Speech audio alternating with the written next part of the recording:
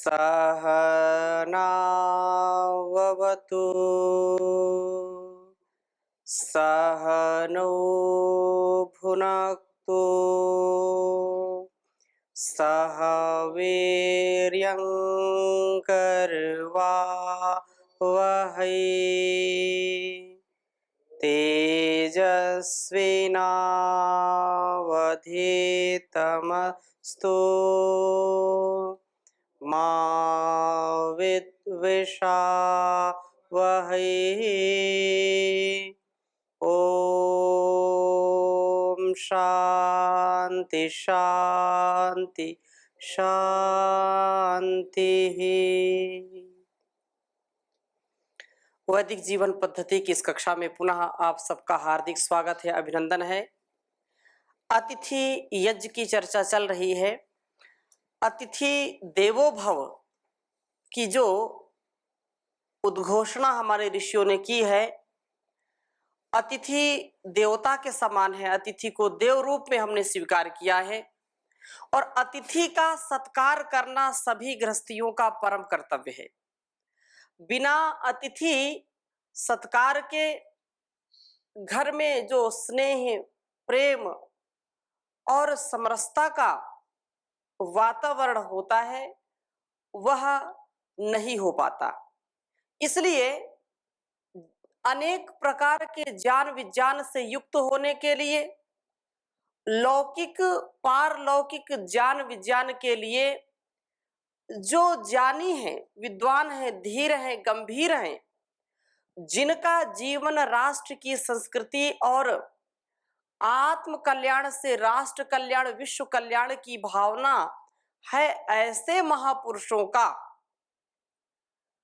अपने घर में आतिथ्य करना, उनकी सेवा करना, उनको अन्न जल आदि पदार्थों से, वस्त्र आदि पदार्थों से प्रसन्न करना, ये बहुत बड़ा पुण्य कहलाता है। इसलिए 5 महायज्ञों में अतिथि यज्ञ को भी गिना गया है, इसकी भी गणना की गई है। अतः अतिथि घर में आता है तो उसको बहुत ही अच्छी प्रकार से हमको प्रेम पूर्वक, स्नेह पूर्वक उसका हर प्रकार से सत्कार करना चाहिए। तो हम आगे इस प्रसंग को बढ़ाते हैं। चाहे लौकिक साहित्य हो या वैदिक साहित्य हो, सभी प्रकार के साहित्यों में, उपनिषद, वाङ्मय में, पुराण में अलग अलग प्रसंग हैं। हम उन सबको समझने का यहाँ प्रयास करेंगे। लौकिक साहित्य में अतिथि सत्कार के विषय में नैषधीय चरितम एक ग्रंथ है और उसमें बहुत ही सुंदर बात कही है। श्लोक को आपके समक्ष मैं प्रस्तुत करता हूं, इसको लिख लेंगे। कहा, स्वात्मापि शीलेन, स्वात्मापि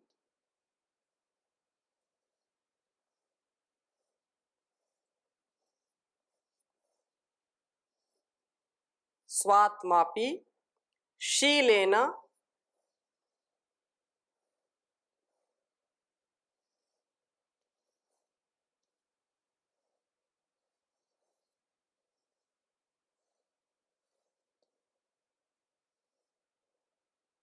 तृणम विधेयम।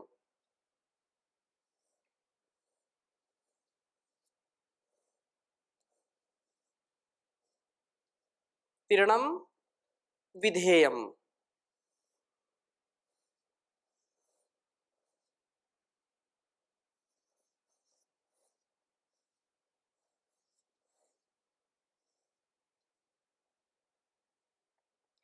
देया विहाय सन भूर्णि, देया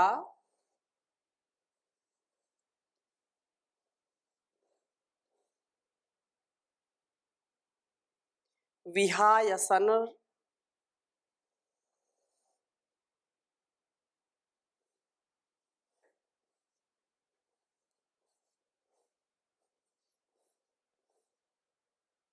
विहाय सन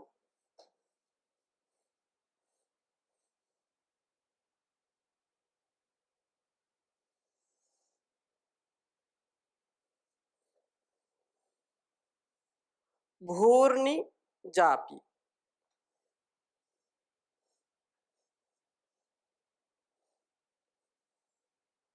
निजापि।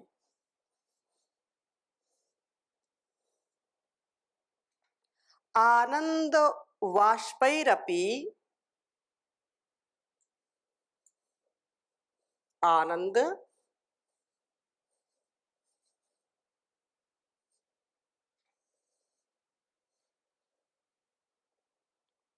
आनंद वाष्पैरपि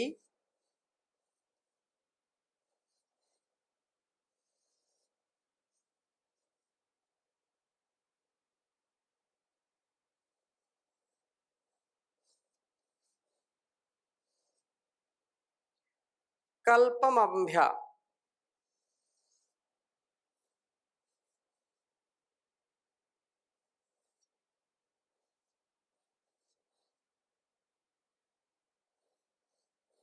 कल्पमंभ,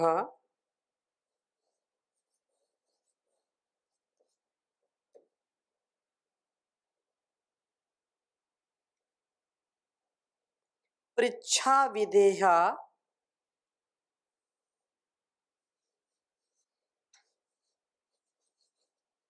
पृच्छा विधेया,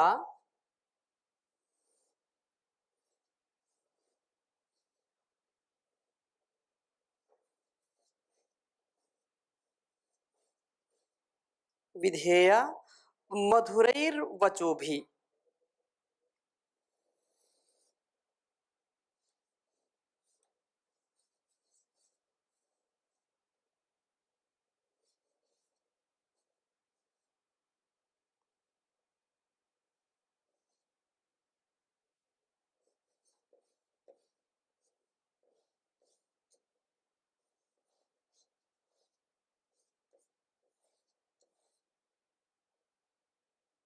वचोभिः। उच्चारण करेंगे एक बार। स्वात्मापि शीलेन तृणं विधेयम्,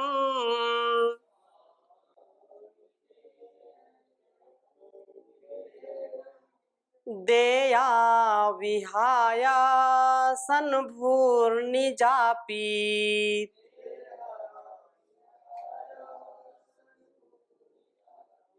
आनन्दबाष्पैरपि कल्पमम्भा,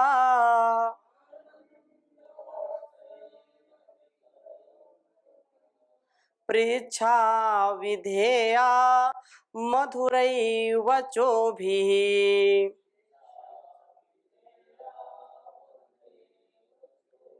बहुत सुंदर बात कही, कहा स्वात्मापि शीलेन तृणम विधेयम, देया विहायासन भूर्निजापि, आनंद बाष्पैरपि कल्पमंभः, पृच्छा विधेया मधुरै वचोभिः। कि जब अतिथि यदि घर में आ रहा है और हम उसका सत्कार नहीं ठीक करेंगे तो अतिथि का अपमान होगा। नैषधीय चरित का यह बहुत सुंदर बात अतिथि के संदर्भ में है कि अतिथि के आगे अपने आप को शील के द्वारा तृण के समान बना देना चाहिए। स्वात्मापि शीलेन तृणम विधेयम, अर्थात कहने का आशय यह है कि जब अतिथि आए तो अहंकार को छोड़ देना चाहिए। जिसने आतिथ्य किया है और अहंकार से युक्त किया है कि मैं तो इतना बड़ा हूं, मैं इतना बड़ा व्यक्तित्व मेरा है, इतना धनवान हूं, इतना बलवान हूं, इतना समृद्धवान हूं, और अतिथि के ऊपर एक एहसान जताने वाली यदि बात करता है वो, तो वो आतिथ्य उसका ठीक नहीं होगा। अर्थात जो अतिथि सत्कार है वो उचित नहीं माना जाता है। अतिथि के संदर्भ में हमेशा इस बात को स्मरण रखना चाहिए कि अतिथि देवो भव, और देवताओं को प्रसन्न करने के लिए क्या होता है, देवो भूत्वा यजेत देवम, देवताओं की पूजा, देवताओं की अर्चना, देवताओं का सत्कार देवता बनकर करना चाहिए, अर्थात देने के भाव से करना चाहिए, ना कि अहंकार की भावना से उत्प्रोत होकर के हमको अतिथि सत्कार करना चाहिए। इस संदर्भ में यही बात हमको यहाँ पर समझाई जा रही है कि स्वात्मापि शीलेन, तुम कितने भी गुणवान हो, कितने बुद्धिमान हो, धनवान हो, कोई बात नहीं है, परंतु स्वात्मापि शीलेन तृणम विधेयम देया विहाय आसनम भूर निजापि, अर्थात अपने निज आसन को भी छोड़ देना चाहिए, अपने आसन को छोड़ करके उसको सर्वप्रथम आसन देना चाहिए, अपनी आसन भूमि तक छोड़ करके। ये एक शिष्टाचार है। जब कोई अतिथि आता है या अपने से कोई बड़े आते हैं तो आसन छोड़ देना चाहिए। आसन तत्काल छोड़ने से एक शिष्टाचार हम प्रकट करते हैं, प्रदर्शित करते हैं उनके प्रति, और ये जरूर होना चाहिए। यदि ऐसा स्वभाव में नहीं है तो इसका तात्पर्य यह है कि हमारे अंदर एक अहंकार का भाव है, अहंकार को हम पुष्ट कर रहे हैं आसन को न छोड़ करके। और अगली बात क्या कही है, आनंद बाष्पैरपि कल्प्यम अंभा, अर्थात आनंद के आंसुओं से भी जल देना चाहिए, अर्थात इतना भाव विभोर होकर के आनंद, ऐसा नहीं कि कोई अतिथि आए और हम अवसाद में चले जाएं, कोई अतिथि आए और हम ये सोचे कि कहाँ से ये बला आ गई, कहाँ से ये मुसीबत आ गई, ऐसा यदि विचार करेंगे तो फिर वो कितना भी उसको हम खिलाएंगे, कितना भी हर प्रकार से उसकी सेवा करेंगे, लेकिन मन में यदि प्रेम नहीं है, अतिथि के आने से यदि आनंद का अनुभव हम नहीं करते हैं तो आतिथ्य नहीं होगा ठीक। अतः ये कहा कि अपनी आसन भूमि तक छोड़ देनी चाहिए और आनंद के आंसुओं से भी उसका सत्कार करना चाहिए, जल देना चाहिए।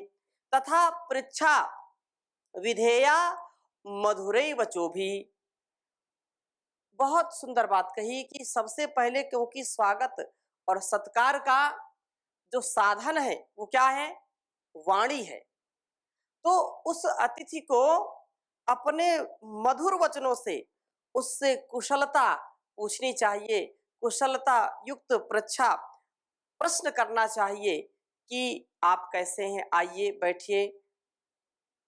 अलग अलग प्रकार से उस अतिथि की सेवा के लिए जब हम तत्पर हो जाते हैं तो निश्चित रूप से आतिथ्य सत्कार होता है। इसलिए वाणी का जो प्रभाव है वो तत्काल पड़ता है, तत्क्षण पड़ता है, और वाणी के व्यवहार में यदि किसी ने शिथिलता बरती है तो वो कितना भी अपने आप को बुद्धिमान समझता हो, कितना भी वह समाज में प्रतिष्ठित हो, वाणी का यदि व्यवहार उसको नहीं आता है तो वह धनवान होते हुए भी निर्धन ही है, क्योंकि अन्य धन तो सब निश्चित रूप से नष्ट होने वाले हैं। भर्तृहरि कहते हैं, बार बार आप श्लोक को सुनते हैं और सुनना भी चाहिए, कि संसार में सबसे बड़ा आभूषण क्या है, हमारा वाणी का आभूषण है, और वाणी के आभूषण से ही हम अलग अलग व्यवहारों में सफलता को प्राप्त होते हैं। वाणी सबसे पहला साधन है। लोक व्यवहार में धन महत्व रखता है, जनबल महत्व रखता है, लेकिन जब तक वाणी का महत्व हम नहीं समझेंगे तब तक आपसी व्यवहार भी हम ठीक ठीक नहीं कर पाएंगे। इसलिए आपसी व्यवहार के लिए भी हम वाणी का व्यवहार बहुत अच्छा बनाने का प्रयास करें। तो अतिथि सत्कार के लिए सबसे पहला क्या साधन है कि हम एक तो आसन छोड़ दें, वो आए तो उसकी कुशल क्षेम पूछें, आप कैसे हैं, बहुत प्रेम पूर्वक। ये पिछली कक्षा में भी चर्चा की थी, तो यहाँ भी ये हमको यहाँ पर संकेत मिल रहा है कि मधुरै वचो भी, मधुरता से युक्त, प्रेम से सनी हुई वाणी, अभिषिक्त मधुरता से अभिषिक्त सींची हुई वाणी का प्रयोग करें। यही हमारा सच्चा आभूषण है। और इसका जो अच्छा प्रयोग करता है, उसके घर में कभी भी अतिथियों का अभाव नहीं होता है। सदा अतिथि तो उसी के घर में जाते हैं जहां पर उसको प्रेम मिलता है, जहां पर उसको स्नेह मिलता है, जहां पर लोग अच्छी वाणी का प्रयोग करते हैं उसके प्रति। और कितना भी आतिथ्य उन्होंने किया हो, कितनी अच्छी व्यवस्था दी हो, कितना सुंदर बिस्तर लगाया हो, भोजन में बहुत अच्छी अच्छी चीजें खिलाई हो, सुख सुविधाएं दी हो, एसी का कमरा हो, लेकिन यदि वाणी किसी ने ठीक नहीं बोली है, वाणी से उसका सत्कार नहीं किया है, तो अतिथि उसके घर में बार बार जाते नहीं है। एक बार गए दोबारा जाने की हिम्मत नहीं करते हैं। लेकिन जहां बहुत प्रेम मिलता है, वहां सूखी रोटी भी मिलती है, घी की मक्खन की चुपड़ी रोटी नहीं मिलती है, तो भी अतिथि उसी के घर में जाना पसंद करते हैं जहां उनका आतिथ्य होता है वाणी के द्वारा, उनका आतिथ्य होता है स्नेह से, करुणा से, प्रेम से, जहां उनके जाने से आनंद का वातावरण बन जाता है, घर के लोग आनंदित हो जाते हैं। ऐसे घर में अतिथियों की कभी भी जो है उनका अभाव नहीं होता, कभी भी ऐसा नहीं होता कि अतिथि ना जाए। और जिन घरों में अतिथि के जाने से मातम छा जाता है, लोग सोचते कहां से बोझ आ गए, तो उनके घर में कोई जाता नहीं है, चाहे कोई फुटपाथ पर रात व्यतीत कर ले। इसलिए हमको विचार करना चाहिए कि अतिथि सेवा सर्वोपरि है। अतिथि का सम्मान हमारा परम कर्तव्य है, परम धर्म है। अतिथि का सत्कार यदि हम करेंगे, तो निश्चित रूप से हम भी जब किसी के यहाँ अतिथि बन करके जाएंगे, तो वो भी हमारी तन मन धन से सेवा करेगा। और जब हम नहीं करेंगे, तो हम भी कहीं जाएंगे तो हमको भी कोई पूछेगा नहीं। इसलिए अतिथियों का सत्कार परम आवश्यक है। और इसी संदर्भ में आगे मैं चर्चा करूंगा। बहुत ही चर्चा इसकी है, पुराणों में भी कई स्थानों पर इसका वर्णन है। और सबसे पहले मैं, क्योंकि हमारे सामने उदाहरण होते हैं तो बात हमको ज्यादा समझ में आती है, उपनिषदों का, वेदों का भी हम संदर्भ लेंगे। वाराह पुराण में एक स्थान पर दो श्लोक आते हैं, मैं एक एक करके आपके समक्ष प्रस्तुत करता हूं। कहा कि अतिथि सेवा बहुत पुण्य देने वाली है, और अतिथि का सेवा सत्कार जहां नहीं होता है, वो समझो कि पाप को कमा रहे हैं। अतः यहां पर कहा अतिथिर यस्य भग्नाशो, अतिथिर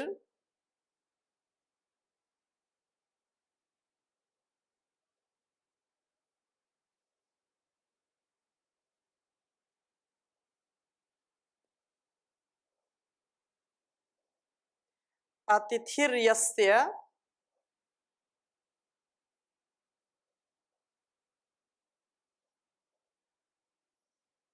अतिथिर यस्य भग्नाशो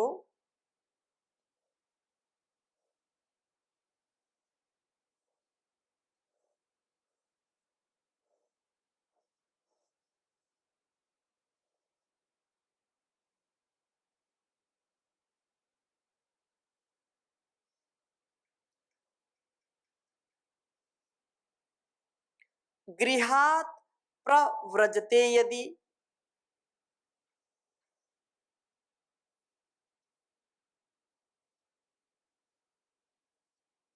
गृहात्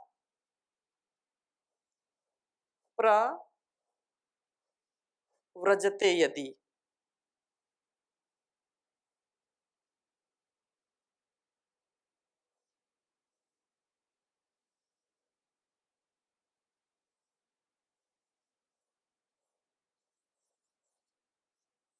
यदि आत्मानो दुष्कृतम तस्मै,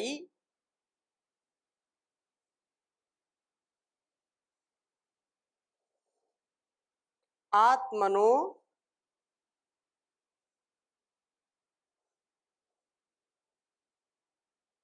आत्मनो दुष्कृतम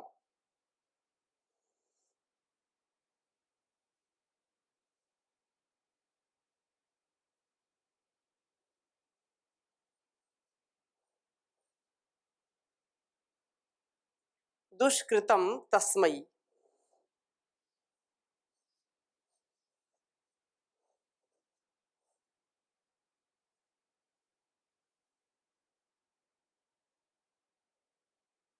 दत्वा तत् सुकृतम हरेत। दत्वा तत् सुकृतम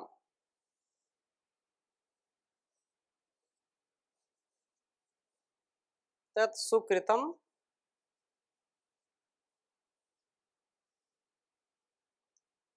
हरेत।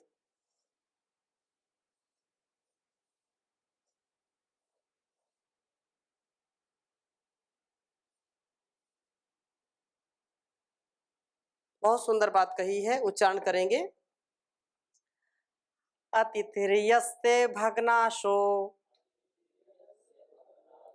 गृहात् प्रव्रजते यदि आत्मनो दुष्कृतं तस्मै दत्वा तत् सुकृतं हरेत्।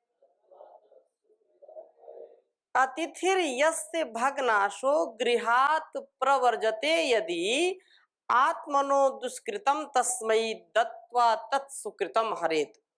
बहुत सुंदर बात कही कि अतिथि यदि आता है और अतिथि सत्कार व्यक्ति नहीं करता है तो अतिथि यस्य भग्नाशो, अतिथि नाराज हो गया किसी भी प्रकार से। जिस व्यक्ति के घर में अतिथि आया और वह निराश होकर के लौट गया या लौट जाता है, चला जाता है उस घर से, तो गृहात भग्नाशो, यदि निराश होकर के किसी भी प्रकार से वह असंतुष्ट होकर के गृहात प्रवर्जते, वह उस घर से प्रयोजन कर जाता है, वहां से चला जाता है, तो यदि आत्मनो दुष्कृतम तस्मै, तो निश्चित रूप से वह अतिथि अपने उसको दुष्कृतम, जो उसके पाप हैं, अतिथि के जो दुष्कृत हैं, तस्मै दत्वा, उस गृहस्थी को दे जाता है। उसके जो पाप हैं वो उसके घर वालों को दे जाता है और तत्सुकृतम हरेत, उसके सारे पुण्यों को हर लेता है। ये कहने का आशय ये है कि हमारे यहाँ कोई अतिथि आता है तो ये हमारा निज कर्तव्य है, हमारा ये परम कर्तव्य है कि अतिथि को हम निराश ना जाने दें। हम एन केन प्रकारेण, अब आप कोई इसमें से प्रश्न कर सकते हैं कि अतिथि की यदि हम वो चाहता है कुछ और, हम करते कुछ और हैं, तो वो निराश होगा, नाराज होगा, तो क्या ऐसा करना चाहिए? ऐसा नहीं। अपने कर्तव्य को करते हुए अपने सामर्थ्य के अनुसार उसकी हमको सेवा करनी चाहिए। और फिर भी ऐसा कोई निराश होकर के जाने वाला है तो उसको हम क्या कर सकते हैं, परंतु स्वकर्तव्य में बिल्कुल हमको ढील नहीं देनी चाहिए। अपने सामर्थ्य के अनुसार उसको जो भी उसकी रिक्वायरमेंट है या उसका जो आवश्यक सत्कार है, उस सत्कार में हमको कभी भी पीछे नहीं रहना चाहिए। क्या उसको चाहिए? 2 वक्त का उसको भोजन, उसको आसन, वाणी व्यवहार, जल, अन्न, और क्या चाहिए उसको। इसलिए इस संदर्भ में हमको बिल्कुल होशो हवास में बहुत ही विवेक पूर्वक, कुछ लोग कहते हैं ये भी कोई करने की चीज, अपने लिए खाने के लिए दूसरों को क्या खिलाएंगे। हमको यह विश्वास रखना चाहिए कि कोई भी अतिथि आता है, जो अतिथि है वास्तव में, वो आएगा तो ऐसे कुछ ज्ञान हमारे लिए हम प्रदान करेगा जिससे हमारा स्वभाव, हमारे संस्कार, हमारा परिवार प्रभावित होता है, सुखी होता है, समृद्धि को प्राप्त करता है। इसलिए अतिथि सत्कार की ये जो पावनी परंपरा है हमारे भारतीय संस्कृति में, ये बहुत महनीय है, बहुत महान है और बहुत ही यह व्यक्ति को गुणवान बनाने वाली परंपरा है। तो इस दृष्टि से हमको हमेशा इस बात का ध्यान रखना चाहिए, ज्ञान हमारे अंदर हो। और इसी संदर्भ में वाराह पुराण में एक बात और आती है, कहा कि प्रविष्टस्त्व अतिथिर यस्ते निराशो यन्न गच्छति येन केनचित् दत्तेन ततः सौख्यतरम नुकिम। उसका विपरीत बताया, जैसे यहाँ कि वह नाराज होकर के, निराश होकर के चला जाता है, तो एक मानो कि वह अभिशाप हमारे लिए, परिवार में वह पाप को देकर के जाता है, हमारे पुण्य कर्मों को लेकर के चला जाता है। लेकिन जो व्यक्ति अपने घर में आए हुए अतिथि को कभी निराश नहीं जाने देता है, उसको कभी निराश नहीं लौटाता है, कुछ ना कुछ उसको दे करके जाता है, उससे अधिक सुखकर कुछ नहीं होता है। वह सुख आनंद का अनुभव दे करके जाता है। अतः हमको अतिथियों के सत्कार में कभी भी प्रमाद नहीं करना चाहिए। जो ज्ञान विज्ञान के भंडार हैं, जो चलते फिरते देवालय हैं, जिनके अंदर शिवालय है, जो राष्ट्र के लिए, इस संसार के लिए अपने आप को निछावर करने का सामर्थ्य रखते हैं, ऐसे महापुरुषों का आतिथ्य करना, उनको हम सत्कार उनका करें, उनकी सेवा करना, ये हमारा परम कर्तव्य है और ये हमारा परम सौभाग्य, इससे कभी हमको चूकना नहीं चाहिए। तो इसी संदर्भ की चर्चा और आगे हम करेंगे, अभी समय हो गया है। ओम शांति शांति शांति।